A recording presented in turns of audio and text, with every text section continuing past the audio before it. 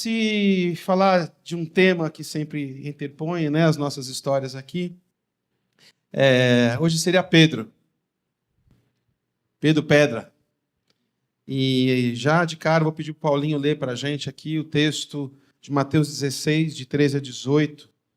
E aí, falando um pouco da história desse apóstolo, desse discípulo de Jesus, desse baluarte da fé, desse grande líder da igreja, desse pastor, a gente vai ouvir as nossas histórias também. Você lê para a gente, Paulo? Mateus 16, de 13 a 18. Mateus 16, verso 13. Quando Jesus chegou à região de Cesareia de Filipe, perguntou aos seus discípulos: Quem o povo diz que é o Filho do Homem? Eles responderam: Alguns dizem que és João Batista, outro Elias, ainda outros Jeremias, ou um dos profetas. E vocês, quem dizem que eu sou? Perguntou. Simão Pedro respondeu: Tu és o Cristo, o Filho do Deus vivo. Jesus respondeu: Bem-aventurado é você, Simão, filho de Jonas, porque isso não foi revelado a você por carne ou sangue, mas por meu Pai que estás nos céus. E eu digo que você é Pedro, e sobre esta pedra edificarei a minha igreja, e as portas de Hades não poderão vencer. Esse é um texto poderoso, né? E estava agora há pouco fazendo uma entrevista com um dos nossos batizandos aí, em nome de Jesus, e uma pergunta que vem, que eu acho que é pertinente e importante. Sabe aquele medinho, mas será que é o momento? Será que é o melhor momento de eu fazer isso? Será que depois que eu batizar as coisas como vão ser? Será que eu estou pronto? Não é? E, na realidade, é o que eu falei para essa pessoa, exatamente o que eu vejo nesse texto aqui. Quando você reconhece quem é Jesus, com clareza que o Espírito Santo de Deus dá, quando você, então, entende quem é Jesus, que se trata da revelação máxima de Deus, e ela vem em formato de homem, como você, quando se olha ao espelho, quando você tem esse reconhecimento de forma contundente e clara, você fala isso. Diz o texto de 1 João, aliás, o texto no capítulo 1 de João, que você tem o poder de se tornar filho de Deus. E não é pouca coisa. É esse reconhecimento, é esse entendimento também, especialmente nesse momento histórico aqui, que faz com que Pedro seja, então, reconhecido como aquele que seria o primeiro grande líder da igreja. O grande pastorzão. E que se a gente for falar de currículo, expertise, ele não passou pela grande escolástica, ele não era um rabi. Mas o grande líder, a gente vai falar de algumas características dele, é gente como eu e você, que conheceu Jesus e se encantou com ele. Uma coisa muito simples, imagina que fosse noite, e aí mais uma dessas noites que em São Paulo não tem luz, aqui o Campo Belo viveu muito isso nos últimos meses. Imagina o Breu que está aqui, e alguém entra aqui pela primeira vez nesse lugar aqui, abre a porta para ela e está tudo escuro, o que ela vai fazer? Ou ela vai tropicar, ela vai cair, ela não faz ideia se o telhado é assim ou se é assado, porque ela não tem clareza sobre a natureza das coisas. Conhecer Jesus é quando os nossos olhos se abrem para entender quem eu sou, para entender o que é o amor de Deus. E mais do que isso, entender quem é Jesus. E sobre esse entendimento, sobre esse conhecimento, Jesus estabelece sobre ele essa grande herança de ser o grande líder da igreja.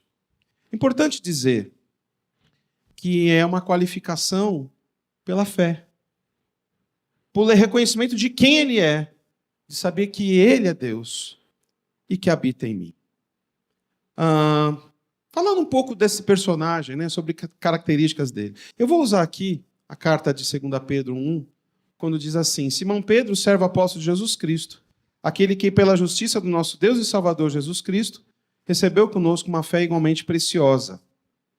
Simão Pedro, servo e apóstolo de Jesus Cristo. Apóstolo e servo. Apóstolo é uma qualificação incrível, porque é alguém que foi testemunho ocular. Gente que andou esses 3, 4 anos do lado de Jesus e viu cada testemunho, cada milagre, cada fala. Apóstolo é isso. De forma figurada, não existe. Apóstolo são esses 12. E ele é um deles. Então ele é uma testemunha ocular de quem é Jesus. Agora é muito interessante, porque se existe uma qualificação nesse mundo, preciosíssima, mais que qualquer pós-graduação em Harvard, é que eu andei com Jesus 12 anos. Puxa vida, como eu queria um dia, quando a gente estiver lá, me conta aí, qual que é a tua visão daquela hora, dos peixes multiplicados? Como que foi aquilo ali? Como foi aquela ressurreição de lá, sabe? A gente vai ter esse privilégio. Mas, apesar dessa qualificação tão nobre, tão acima de tudo, ele se coloca como apóstolo e servo. No grego, escravo. A sociedade era estratificada, não havia evoluções. Nasceu escravo e morrer escravo. Existem alguns nuances, algumas exceções, mas é assim que acontecia. E é assim que ele se coloca, como aquele que está sob, aquele que serve. E essa é uma grande qualificação do nosso Salvador. E isso é, com certeza, uma grande qualificação para aquele que segue a Jesus, para aquele que quer servir a Jesus. E aqui, no caso de nós aqui, ser pastor. De alguma forma, pela misericórdia do Senhor, não uma testemunha ocular, mas a gente vê aí na vida de vocês, na caminhada de vocês, como o Paulinho falou, dessa caminhada que os meninos têm de tanto tempo, Nova Melodia, e são testemunhas do que Deus tem feito na vida um do outro. Ora, eu sei que o Paulinho pensa assim, os meninos estavam cantando aqui também, se não for Jesus, a gente não estaria hoje, nesse domingo aqui. Porque Jesus vai escrevendo e vai tecendo a nossa história. Mas, enfim, o mais importante de tudo, entender que Ele tem sido o Senhor da nossa história, tem sido o nosso Salvador, tem nos capacitado a estar aqui. Pedi para o Júnior ler para a gente João, capítulo 1, 41 e 42.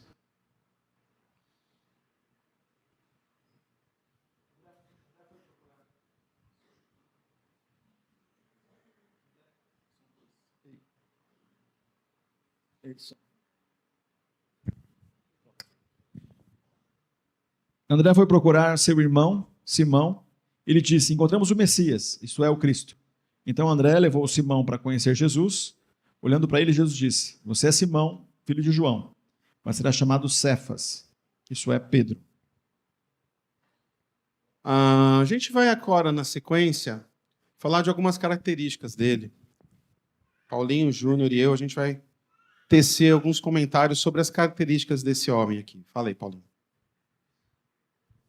Uma das coisas que a gente sempre tem em mente, olhando para Pedro, a gente tem uma visão um pouco distorcida. E é importante a gente olhar na palavra e observar algumas nuances ali importantes, informações importantes. A gente sempre vê Pedro como uma pessoa iletrada, uma pessoa simples, mas a gente esquece de que ele era judeu. E por ser judeu, a gente entende que judeu é o quê? Era uma pessoa que era instruída desde pequeno. Então ele conhece bem o Pentateuco. Ele conhece bem os primeiros livros ali da Bíblia. Eles decoram isso. Então, até mesmo para ser reconhecido como alguém já indo para a fase adulta. Então, é importantíssimo a gente perceber isso e lembrar disso.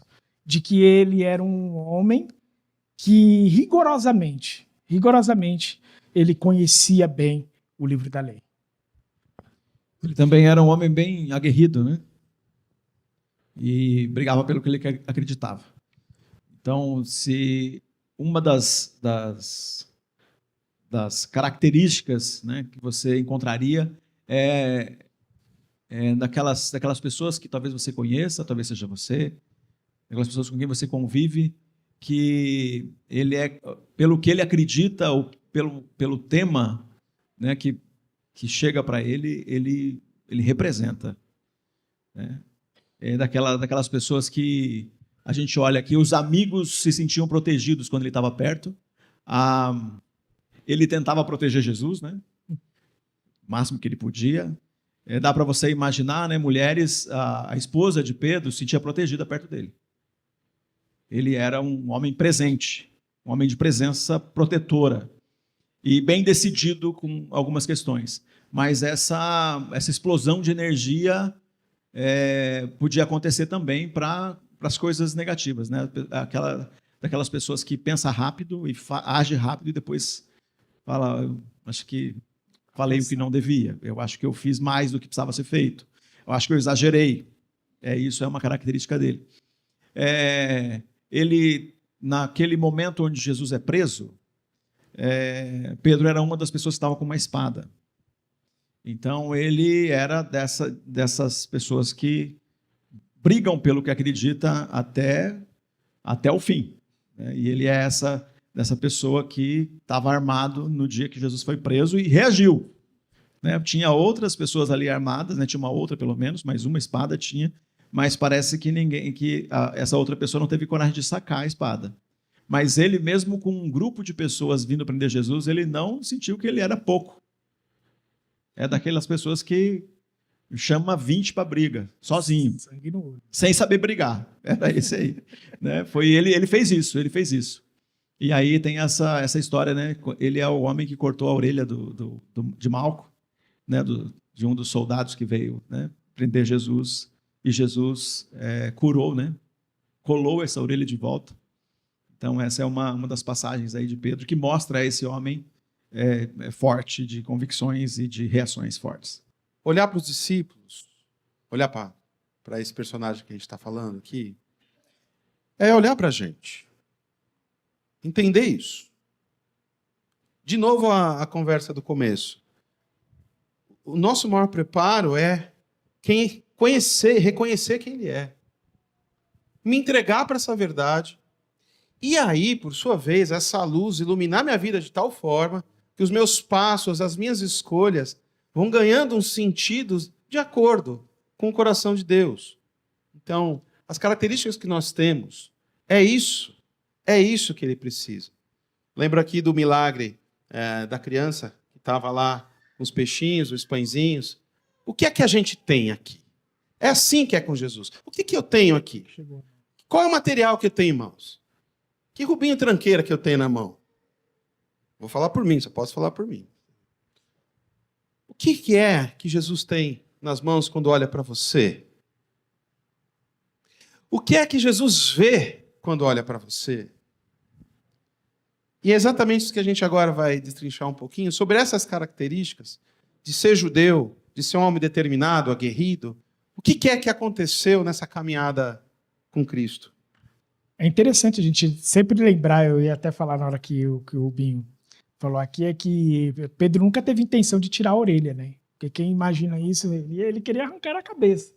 Eu queria saber exatamente o que Jesus ia fazer. Será que ele ia pegar a cabeça e colar? Mas assim, gente, é incrível. Porque a questão é a pessoa, o Pedro do jeitão dele, ele foi chamado para ser discípulo. É o Paulinho aqui, ó, com as minhas limitações, com as minhas imperfeições, que foi chamado para ser discípulo.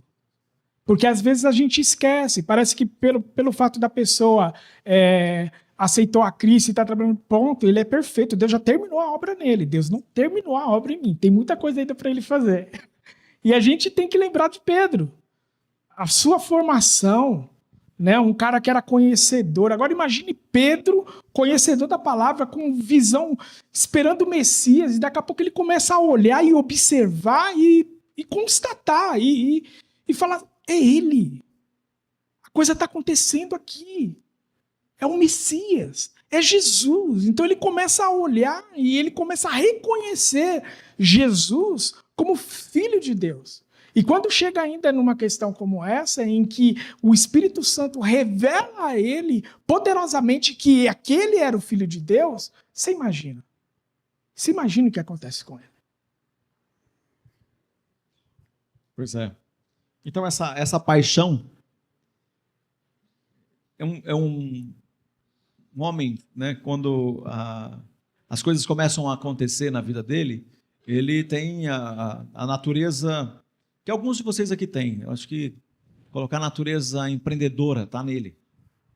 Então, ele tem o que a gente pode... O que seria semelhante hoje é, imagina um pescador que tem um barco e tem gente que trabalha para ele, ou talvez mais até que um barco ele poderia ter.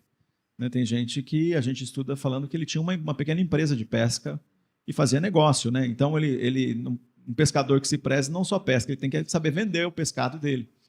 E ele fazia negócio. Então, essa natureza empreendedora que está em alguns de vocês que vendem, que compram por um preço e vendem para ganhar algum lucro, ele fazia isso. Né?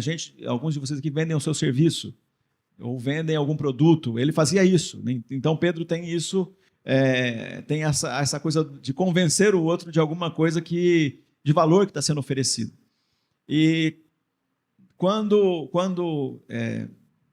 ele é convidado, né? Eu vou te fazer pescador de homens, está falando, eu estou chamando você com todas as suas competências. Com tudo isso que tem a ver com o seu... Agora há pouco eu estava falando daquilo que tem a ver mais com temperamento, com jeitão. Eu quero você com o teu jeitão e com aquilo que você sabe fazer, mas agora a serviço do reino. E no final, esse é um chamado para todos nós. Né? Todo esse momento, quando eu te convido aqui e venho, né, falando para você sobre você servir a tua comunidade de fé com os seus dons, com os seus talentos, com aquilo que você é, aquilo que você tem, com a sua experiência, com aquilo que Deus tem te dado, né, de recurso também. Então, quando eu faço esse convite, eu estou fazendo o mesmo convite que Jesus fez. Bora lá, né, usar isso que você tem para fazer o nome de Jesus grande, para estar comprometido e ativo na missão de Deus. Sempre que, quando eu falava da minha casa, né, quando eu falava dos meus livros, eu me lembro que é uma coisa, os meus livros lá, quando eu era estudante ainda, no seminário, os meus livros ficavam guardados no lugar e eu tinha um pano preto que cobria os livros, que eu não queria que ninguém nem visse nem pedisse emprestado. Até que um dia eu vi o erro que eu estava cometendo, porque aquilo lá foi Deus que me deu, esse conhecimento eu tenho que distribuir. Então, não é dar o livro, né? Mas emprestar pelo menos, eu posso fazer. Eu posso compartilhar com as pessoas aquilo que Deus tem me dado. Então, não é só o talento e não é só o dom, mas também são os recursos. E também quando você ora pela sua casa, pela casa que você vai comprar, pela casa que você vai alugar, pelo apartamento, se você pensar só em você, aqui é o meu canto, pensa nisso, é o seu canto. Mas pensa também, Senhor, essa casa aqui é para as pessoas chegarem aqui, se sentirem acolhidas. Esse lugar aqui é para abençoar pessoas. Esse lugar aqui é para ter um grupo pequeno, igual o Edson e a Célia fazem lá na casa deles, é para servir as pessoas aqui, para tomarem um café e eles ouvirem de Jesus aqui. O Ulisses e a Beth fazem isso, a Simone faz isso, vários de vocês, o Rubinho faz isso, a gente faz, vários de vocês têm feito isso. A minha casa não é só minha no sentido de eu vou ficar aqui, não vou deixar ninguém entrar. Não, minha casa é um lugar onde as pessoas vão experimentar Jesus. Quando Jesus chama Pedro, ele chama Pedro desse jeito. Traz o teu conhecimento, você sabe vender as coisas? Traz, né, a tua experiência de lidar com gente, traz a tua experiência de coordenar uma equipe, traz tudo aqui. E agora você é pescador de homens. Duas coisas. A fé do tamanho do grão de mostarda, dentre outras lições, é que uma fé pequenininha, ou seja, eu depositar o que eu tenho, mesmo pequenininho, num coração que é uma terra boa, aquilo cresce e dá uma árvore imensa e acolhe um monte de passarinho, um monte de fruto, e etc, etc. É assim que a nossa vida é na fé. E a outra coisa é a seguinte, essa semana eu vi um livro lá, que tem uns 10 anos que você me emprestou. Eu te devolvo ou fico com ele? Eu acho que tem que devolver, eu não lembro dele, né? Tá bom. Não tô sentindo falta. Se é para dizer isso, Tem que ser literal, né? Eu tenho um livro também que me entregaram, eu acho que vai fazer 2 anos que era para te entregar, Rubinho. Alguém mais aí está devendo alguma coisa? Tá bom. A gente tem aqui... E aí? Mas aqui, agora falando de nós que estamos aqui nos bancos hoje, uma mesma história. Corações apaixonados por Jesus, que foram visitados por Jesus exatamente nas nossas mazelas, no que a gente tem de pior, e que, para falar a verdade, muita coisa está aqui ainda, que se não é a graça e o amor de Deus, no seu amor, perdão, a gente não estaria aqui hoje, como a gente já tem falado. Mas somos 3 pessoas que, da mesma forma, a gente entendeu o que é o amor de Deus, e mais do que isso, a gente entende, eu acho delicados essa palavra, né? O evangeliquez faz vocês me entenderem, mas talvez outras pessoas não entendam tão fácil. Então, quando fala assim, o nosso chamado, o que a gente está dizendo é, primeiro, que é um chamado que é todo homem. Todo homem é convidado para ser abraçado pelo Pai, a se reencontrar com o amor de Deus. Lembre-se disso.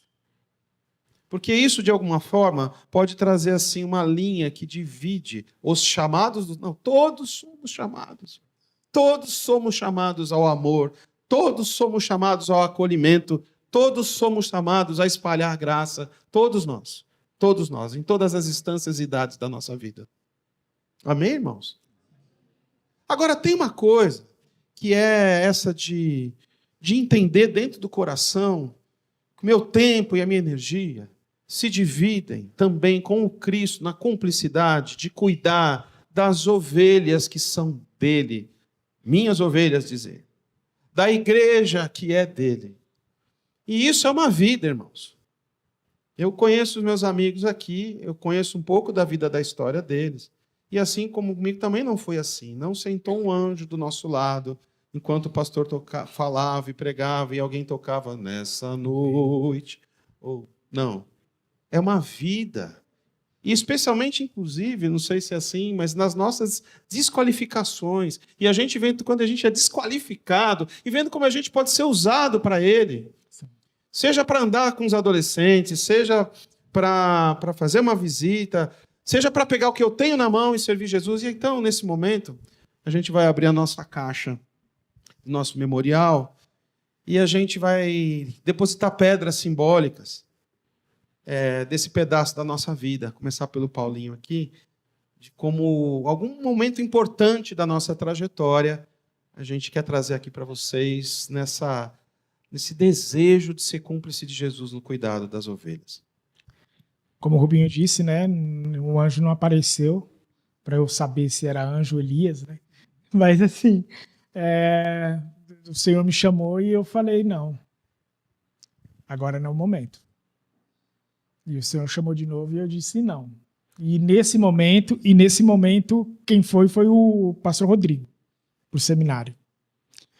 Aí o pastor Rodrigo ele foi para o seminário e eu não fui. E ele começou o seminário e eu comecei a fazer o curso de enfermagem. E aí, depois disso, por muitas situações de saúde mesmo, né, eu fui afastado, isso depois de 12 anos de trabalho no HC, no Hospital das Clínicas. Eu decidi, eu falei assim, não, peraí, então eu vou fazer o seminário, que agora eu vou poder fazer aquilo que eu quero. E fui fazer o seminário, regime internato. Então, já no primeiro ano, né, ali no seminário, eu conheci nenhuma desses trabalhos que a gente ia num vilarejo, ali uma pedreira próxima ali ao seminário, uma senhora que tinha uma ferida na perna grande e ela ia perder a perna. E não tinha como tratá-la. Então, eu consegui conversar com o pessoal no seminário e falar o seguinte, eu tenho um período entre o meu almoço e o estudo, libera para que eu possa ir lá fazer o curativo dessa mulher, porque tinha que fazer todos os dias. Então, até o meu trabalho, tarefa, eu me atrasava. Gente, era uma descida. Vocês sabem aqui, nosso pastor com deficiência aqui, né? Aliás, né? Nós 3 somos pessoas com deficiência. Isso é um outro detalhe. É mais íngreme do que essa descida aqui do lado. Muito. Duas ou 3 vezes mais. E ele ia lá. E a gente ia, né? A Adriane foi comigo algumas vezes, uma colega do seminário também, né? Porque eu ficava meio assim de ir na casa de uma senhora sozinha, né? Então eu sempre levava uma menina junto comigo. E ela ia comigo. Então eu fui no posto de saúde, me apresentei, peguei tudo que precisava fazer o curativo dela e ia lá. E a casa dela era muito salubre. Então você imagina assim, a casa e não tinha uma porta assim que dava direto para o galinheiro. E ela tinha galinha ali e você tá lá conversando com ela, de repente tinha galinha dele na sala e na cozinha. Em algum momento, eu imagino, a hipótese maior é essa, que eu tomei água ali e, inclusive, numa sexta-feira eu ia sair e ia falar sobre a viagem missionária do Expressação em Diadema. E aí foi quando eu passei mal. E falei no sábado lá, porque toda sexta-feira a gente era dispensado para ir para a igreja. E aí passei mal. Aí, em todos os acontecimentos que ocorreram ali, eu acabei indo para o Hospital das Clínicas e fui acordar 3 semanas depois. Que eu tive parada e tudo mais. Acho que eu já contei essa história aqui. E quando eu voltei e tudo mais, eu falei assim, o que aconteceu? Tentando entender, né, o que aconteceu. E o médico falando para mim, Paulo, olha, você chegou aqui muito mal, a gente não sabe o que você tem, mas graças a Deus já passou, você está bem. Aí depois, 1 ano depois, me ligam do hospital Emílio Ribas, aí chega para mim e fala assim, o senhor é o Paulo? Tal? Sim. Ah, a gente está fazendo uma pesquisa, porque você é um dos únicos que tiveram leptospirose hemorrágica e que a gente precisa do teu sangue para poder ir para o exame, ir lá para a pesquisa, né, que vai ser feita. Aí eu cheguei e falei assim, mas peraí, eu tive leptospirose hemorrágica, eu não sabia. Né? O teste saiu, foi depois. Aí eu fui lá, quando eu cheguei lá tinha dado positivo.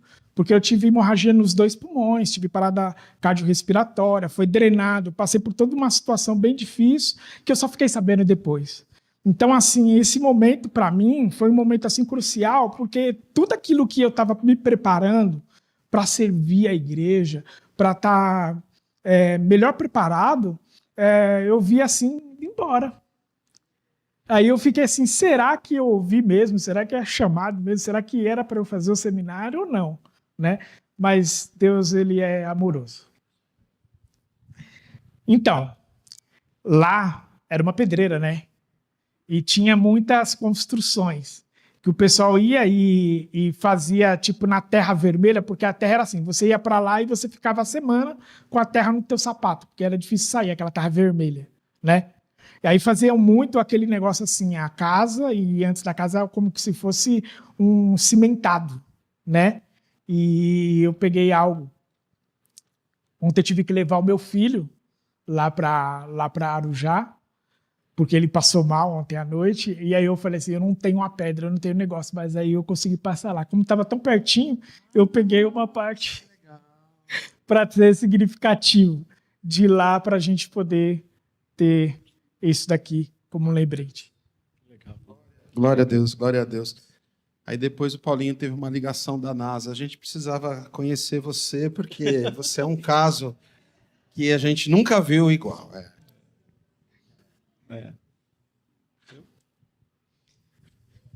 Anos atrás, eu estava lendo os livros e percebia que Deus estava me apontando na direção da missão de Deus. Sempre quando alguém se destacava na igreja, você tem o chamado, você vai para o ministério, vai estudar para você ser pastor.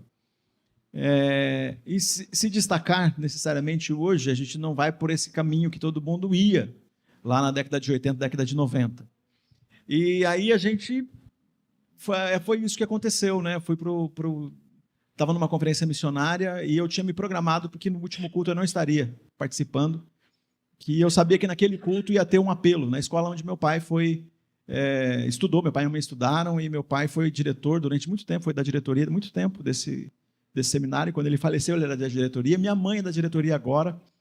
E uma escola, um instituto bíblico, né? E aí, eu estava lá naquela conferência e o pastor que estava pregando estava falando sobre Apocalipse, um assunto assim, daqueles de conferência, né? Que é mais de curiosidade bíblica do que, de fato, tinha aplicações diretas para a nossa vida. E o pastor que foi lá na frente falou assim, geralmente a gente vai falar o que eu vou falar aqui, a gente faz no último dia, não sei por que eu vou fazer agora. E se Deus está falando com você, então naquele momento a gente estava num lugar, a capela, né, o lugar ali dos cultos estava cheio, estava todo mundo bem apertadinho, e na Páscoa, uma conferência de Páscoa.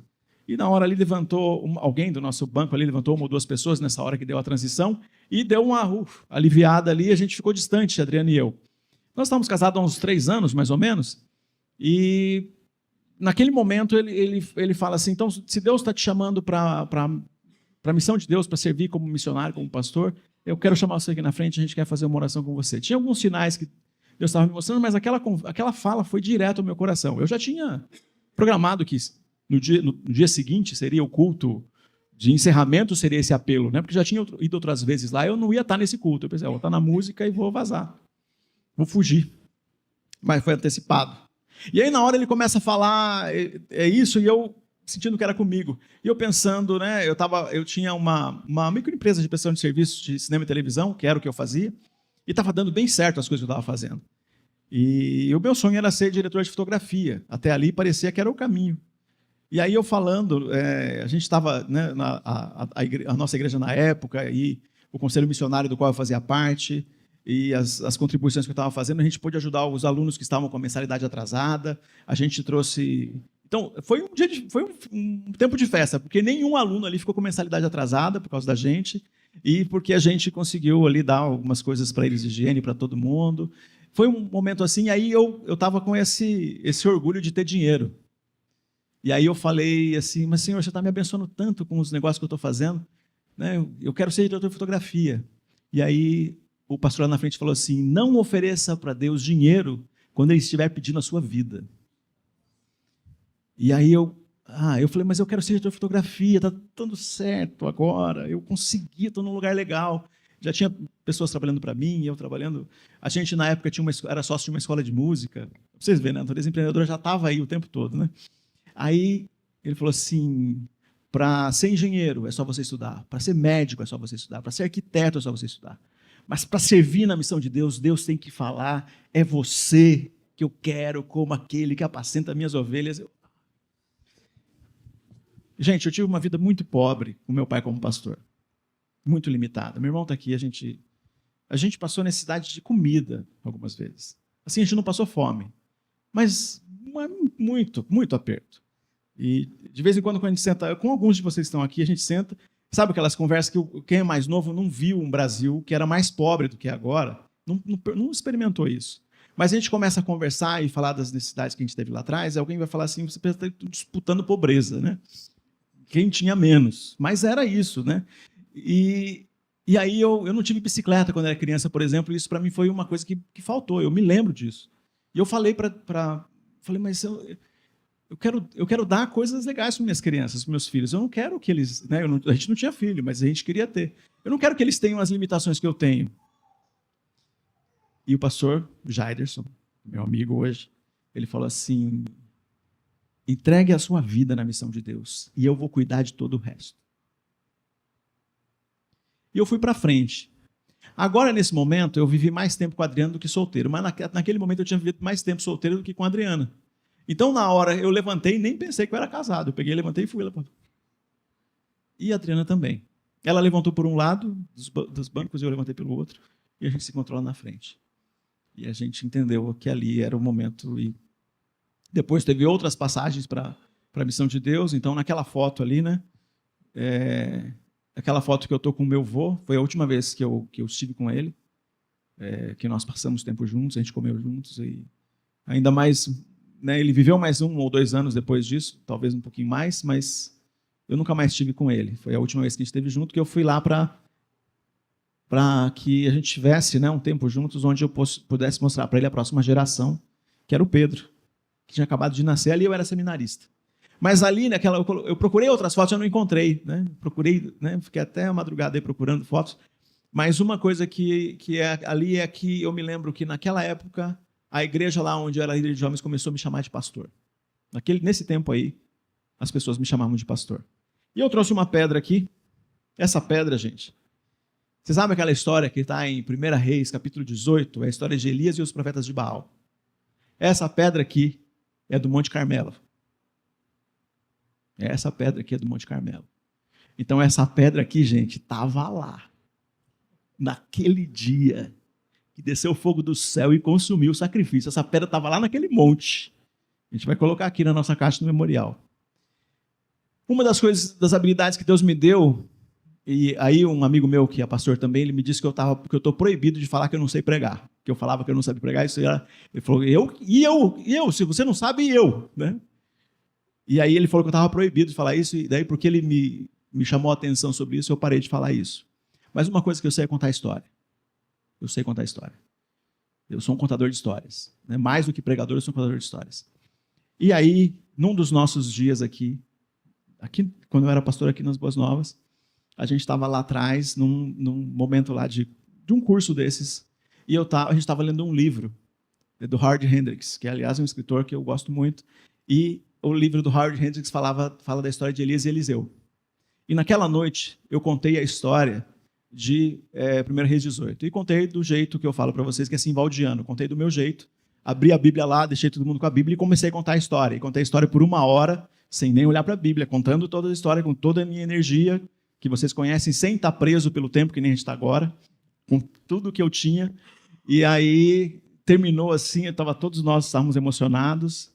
Foi uma noite muito especial, a gente estava umas 20 ou 30 pessoas ali naquela sala lá atrás.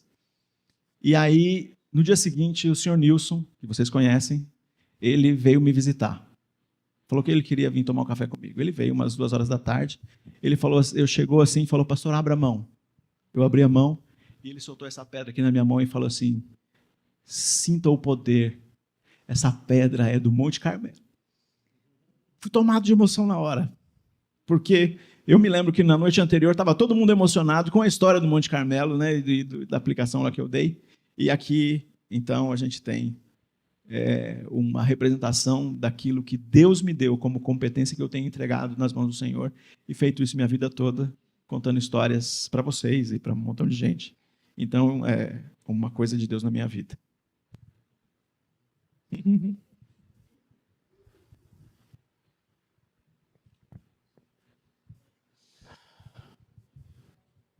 Coloca então aquela foto lá, Thiago.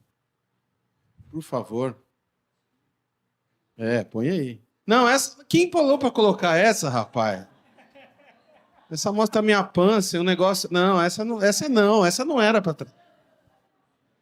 Eu ia vir com a camisa, mas eu falei, não, então deixa só.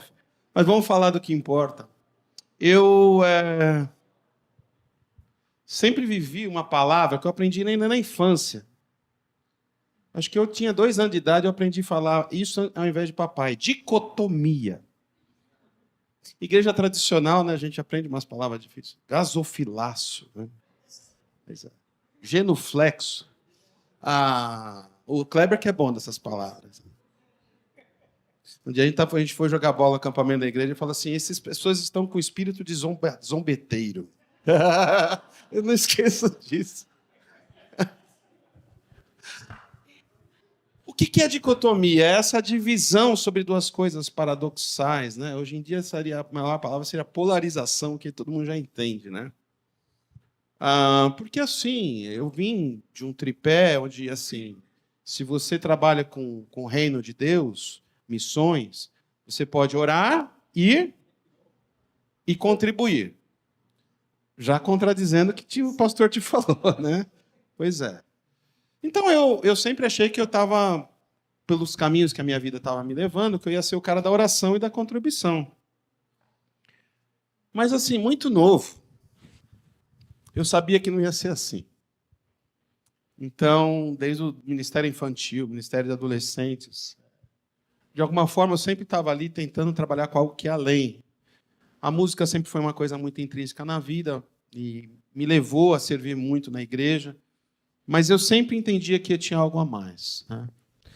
Um dia, um amigo meu, amigaço, amigo do Júnior também, amigo de alguns aqui, o Cassiano, quando ele foi fazer seminário, Palavra da Vida, e ele estava entendendo que, aliás, quando ele foi para o seminário, eu já sabia que ele também ia ser um cara da estrada, que não ia ser um cara da igreja, que ia, enfim.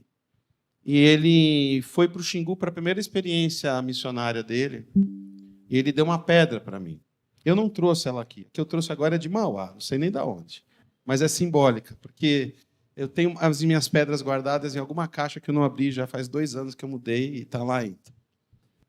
Mas quando ele deu aquela pedra, eu achei uma coisa meio sem sentido. Falou, não, porque essa pedra é do rio Xingu, e essa foi uma experiência muito boa para mim, foi a minha primeira experiência onde eu pude ser enfermeiro, com um povo indígena e jogar bola com eles, e eu estava com o coração fervendo de fazer isso. E aquela pedra ela se tornou um grande ícone para mim, né?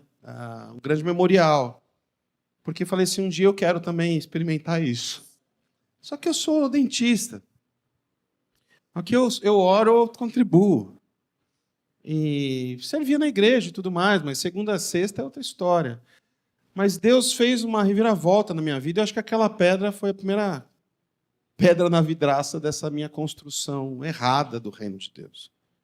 Por isso que vocês sabem, a igreja que a gente caminha há muito tempo, eu sempre bato muito nessa tecla. Tem uma irmã que é missionária aqui, eu acho que ela vai entender o que eu vou dizer. Acordar e vir para cá, ou ir para o consultório, ou para ir fazer exame, tem que ser com o mesmo coração que você faz no campo. Quando isso começou a se tornar realidade na minha vida, isso transformou minha vida. Porque, de verdade, campo missionário é hoje na rua Pedro Vitor de Antônio, número 200. Ou na Bartolomeu de Guzmão, 700. O lugar que eu menos vejo de quinta-feira é aqui, só quando a gente tem pepino para resolver. Esses últimos meses, por conta dessa transição, a gente vem bastante. Mas eu vou para a padaria, vou para a casa de vocês, onde a vida acontece. Porque é assim que eu aprendi com Jesus. Jesus estava na ribanceira do JV, estava nesses caminhos que o Júnior falou, e talvez essa pedra poderia ser ali de cima. Ali é quase divisa com a Venezuela, no coração da Amazônia. Eu fui lá. As primeiras pessoas que eu pregava, talvez nem entendiam português direito ali. Era mais fácil para pregar, tinha menos julgamento, né? E assim foi a minha vida, irmãos. Então, e com certeza, onde a coisa foi aqui. Pastor Rodrigo, pastor Júnior, eu estava aqui com o pastor dos jovens e a gente caminhou com alguns de vocês que aqui estão. E aí, lá no começo, 2005, eu recém-casado, Júnior e Rodrigo falou, cara, vocês foram lá comer a picanha que a gente gostava de comer, lá em Mauá. Falou, cara, a gente entende que você precisa estar no corpo pastoral, porque você tem esses talentos, esses dons. Eu falei, não. Mas, enfim, mas a gente reconhece isso em você. Então, foi uma insistência dos pastores. Insistência não, foi uma conversa gostosa. E isso foi em 2005, então já tem 20 anos. E eu continuo dentista. Continuo missionário. Continuo missionário. Continuo pastor. Deus me presenteou com isso. Obrigado. Isso aí foi quinta-feira. E nós saímos lá também com 2 pedras, né? Da Antártica. Ele deu para a gente 2 pedras de um cara que era da igreja dele, que ninguém dava nada, e no final das contas ele era um pesquisador lá do centro, lá no polo sul do mundo, e deu 2 pedras para a gente. Nosso querido Nilson, acho que hoje ele está aí no YouTube, viu? Gente, a gente vai concluir esse tempo aqui, para um tempo muito importante, e uma citação nossa aqui, uma citação bem rápida nossa, porque quando a gente lembra de Pedro, quase sempre a gente lembra do galo e das negações, não é mesmo? Até porque a gente gosta disso, tacar pedra. Mas é verdade, a gente lembra muito disso, né? Pedro era o cara, mas aí ele negou Jesus 3 vezes, né? Então Jesus, ele depois que ele já tinha sido ressurreto, depois que ele venceu a morte, encontra com ele na praia, e eles vêm da praia, e aquele cenário primeiro do que tinha sido escrito, e aí Pedro, tu me amas. Pedro, tu me amas. Pedro, tu me amas. E aí ele sempre fala, então cuida das minhas ovelhas. Eu queria perguntar para os meus amigos aqui se houve alguma vez que você desistiu, que você negou, e que Jesus falou, Paulinho, Juninho, você me ama? Vou começar pelo Juninho agora. Aquelas fotos ali, tem uma que eu estou junto com a Adriana e a Júlia pequenininha, fazendo um casamento aqui, já como pastor. Eu fui ordenado aqui. O pastor Silas Tostes era quem estava pregando naquele dia. O pastor Silas Tostes, se você não conhece, ele foi presidente algumas vezes da MTB. Tinha um sinal aí, né? Das ações das missões transculturais do Brasil, é o diretor da missão Antioquia. enviou muita gente para muito lugar do mundo, esteve em muitos lugares, é um professor, é um missiólogo. Uma honra para mim fazer parte do grupo dos missiólogos hoje, também, né? Que Deus me concede isso depois de tempo de trabalho e formação, como preparado para a missão urbana, né? Das missões transculturais. Mas uma coisa que é importante dessa coisa do medo. Uma das fotos que está ali é o aniversário do Pedro de 2 anos. O Pedro teve alta uma semana antes do aniversário dele. Ele teve meningite. Na verdade, teve meningoencefalite. O Pedro teve meningite 2 vezes. Teve meningite viral e bacteriana. E a gente, até hoje, se a gente for no médico, ele já está preparado para fazer isso. Para ir no médico e não falar isso. Porque se falar isso, a consulta vira meia hora, 1 hora, sei lá, tem que contar a história. Como pode alguém ter tido isso e não ter nenhuma sequela, não ter nada? Glória a Deus por isso. Mas isso foi... aquela foto ali representa um dos medos, né, do nosso bebê. A Adriana estava grávida, naquela foto a Adriana está grávida da Júlia. A gente não ia fazer festa. Mas a gente estava tomado pelo Brasil ainda, né, pela Copa, que tinha acontecido naquele ano. A gente não ia fazer festa porque a gente não tinha R$1, mas nossos amigos, depois de tudo, aquela festa, eu era seminarista, não tinha R$1. Então, assim, não ter nada e continuar sem ter nada é uma coisa, gente, mas depois que você ascendeu socialmente, aí você não ter nada porque você virou seminarista, né, Fernando e Juliana, a gente conversou sobre isso esses dias, né, porque eles passaram por isso também. É difícil demais, a gente não tinha nada e nossos amigos contribuíram para que a gente fizesse a festa do Pedro, porque o Pedro quase morreu. Então, ali, né, então vocês imaginam que é quase perder um filho? Então, vocês imaginam a crise de fé que vem com isso. E eu tive tantas outras, muitas outras, mas essa representa, né, ali olhando as fotos, então eu revivi isso aí. Né, então, eu achei que essa representa uma de algumas crises de fé e de ministério que eu tive. Eu tive, depois que eu tive todo esse problema, tive que parar o seminário, e aí ele já estava na minha vida, né? Porque aí depois é uma outra história, que em tudo isso aconteceu foi quando eu conheci ele também, resposta de oração também de Deus, e eu retornei para o seminário, né? Depois de fazer cirurgia e tudo mais, e meu pai, a gente já estava arrumando as coisas para o casamento, né? E meu pai adoeceu.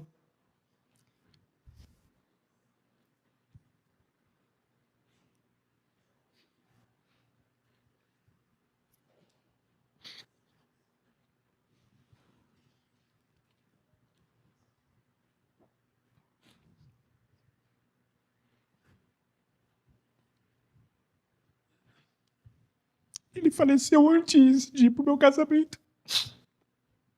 Na verdade, 2 meses. E eu tive que decidir deixar o seminário. Eu fui pro seminário com uma amiga. Eu lembro entrando no corredor. Meu filho vai vir aqui porque eu tô chorando. E eu entrei no corredor do seminário e recolhendo os livros. E tudo. E na minha mente foi, Deus, que doideira, né? Porque o Senhor me deu uma vida novamente, porque, né? Foi um milagre. E agora eu tenho que deixar o seminário de novo. Será que é mesmo para eu fazer? Então foi um momento assim muito duro para mim. Porque ele foi muito presente. Mas também lembro de uma coisa que ele me ensinou, né? Meu pai era assim, cara, de madrugada você acordava, ele tava lá, ajoelhadão, com o caderninho dele, uma lista de oração, orando. E uma coisa que ele me ensinou é, você pode não ter certeza de nada. A única certeza que você não pode se esquecer é de que você tem um Deus para orar. Porque ele vai responder por você. Amém. Tem um músico de jazz, um pianista que eu gosto demais, que é o Oscar Peterson. Alguns talvez conheçam. E aí tem um vídeo, uma entrevista com ele, e o repórter pergunta, você, porque ele é exímio, ele é um cara que fez escola, um cara histórico. Eu falei, você às vezes erra? Aí ele fala assim, overtime, on the time. Então, se ele quer o cara, ele falava assim, que bom que a gente erra aqui uns acordes aqui, né, Elias? E ninguém às vezes percebe. Mas o Oscar Peterson podia. Eu acho que eu já inúmeras vezes falei, parei. Não dá. Tá certo quem falou que eu não sou capaz. Tá certo quem falou que não dá para você ser dentista e ser pastor.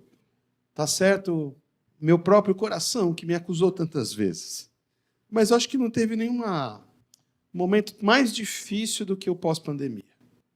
Na pandemia, eu ia 3 da manhã para fazer vídeo lá no Ribeirão Pires, com o sol nascendo. Eu estava no ócio que a gente não tem, às vezes, eu trabalhei 3 vezes menos do que eu trabalhava normalmente. Então foi uma época de muita leitura, foi bom nesse aspecto. Então minha criatividade estava a 1000, então eu fazia muita coisa e trabalhava, fazia os cultos, tudo do telefone, aquela coisa toda. Thaís, parceiraço. Agora, quando a igreja abriu, eu falei até, eu estou com medo da hora que a igreja abrir. Será que as pessoas vão voltar? E nisso, muitos amigos, pastores, viram as suas igrejas fecharem, né? E eu trago essa palavra para vocês porque eu acho que desse movimento, desse medo, dessa angústia, e eu lembro de uma viagem que a gente fez, e ela foi no momento certo, porque eu acho que se durasse um dia a mais, eu ia falar para o conselho, eu não aguento mais, estou cansado. Porque as pessoas estavam cansadas, as pessoas estavam com a paciência, a flor da pele, aquela coisa toda, e muita gente morrendo, muitos amigos indo embora, e ministérios fechando. Eu fiquei mesmo acovardado, né? E a gente viajou e foi um momento difícil, 2 noites que eu estava fazendo uma viagem dos sonhos, mas parecia que eu estava no Hades. Aí eu acho que eu lembrei disso. As portas do inferno não prevalecerão contra você. Vai lá, sobre essa pedra, edificarei minha igreja. E aí, Pedro é muito lindo, né, o que ele escreve, que nós somos pedras vivas que compõem essa igreja. Todos nós temos as nossas pedras para ali colocar, entendendo que é nele, por ele e para ele. Amém, queridos? Vamos orar. Senhor Pai Todo-Poderoso, muito obrigado por esse momento, obrigado porque o Senhor tem nos dado muitas oportunidades, e dentre elas a gente poder viver uma coisa que é novidade, que é uma igreja que não se divide, é a igreja que se junta, é um ajuntamento. Obrigado, Senhor, porque o Senhor faz isso, o Senhor está fazendo isso, e a gente quer viver isso, quer viver isso, quer multiplicar isso, quer abençoar outras pessoas para outros lugares. Aqui a gente quer avançar, quer crescer. Então, Senhor, usa-nos poderosamente. Usa-nos poderosamente. Que as nossas histórias inspirem outras pessoas, que as nossas histórias sejam a história do Senhor na nossa vida. Em nome de Jesus. Amém.